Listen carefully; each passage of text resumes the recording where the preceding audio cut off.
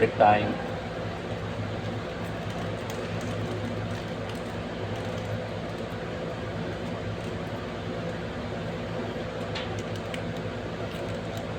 May kwento nga pala ko sa inyo guys. May problema kasi ako sa katawan ko dahil may edad na rin. Kapapanood ng TikTok, may mga content, may iba't ibang content. Yun, nakapanood ako ng content tungkol sa paghiga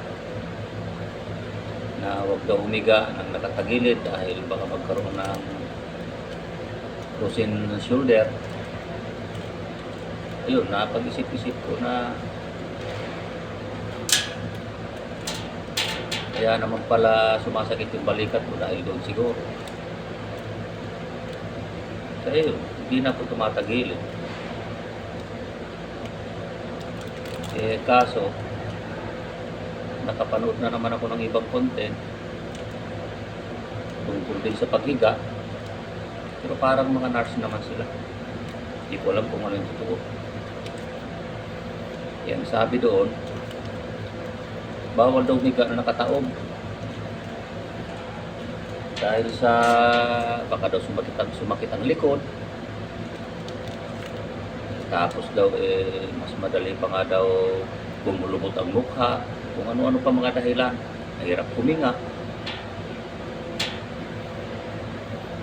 Hindi na rin ako tumaob. Walang tagilid, walang taob. Titihaya na lang. Kaya lang, pag naisip ko yung tihaya, sabi kasi sa amin, sa lugar namin yung matatanda, pag nakatihaya ka daw, mas madalas daw, nananaginip ka, bangunguting ka pa. Siyempre, ayoko naman ng ganun.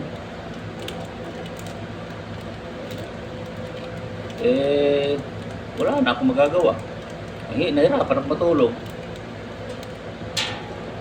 Pero, ginawa ko, sinubukan ko matulog na nakatayo. Ang hirap. Diyos ko, ano ba naman yan? Ano gagawin ko?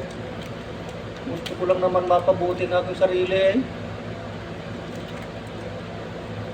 Ako. Ang hirap. Ang gulo-gulo na ba ang content kung ano-ano, iba-iba.